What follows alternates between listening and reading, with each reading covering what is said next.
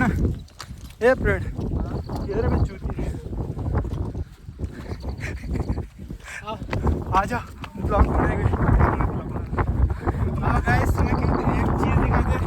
हम इतना मेहनत करके हम ऊपर चढ़ रहे हैं, एक स्पेशल चीज़ मिलने वाली है ऊपर में। क्या मिलने वाला है दिखाएंगे।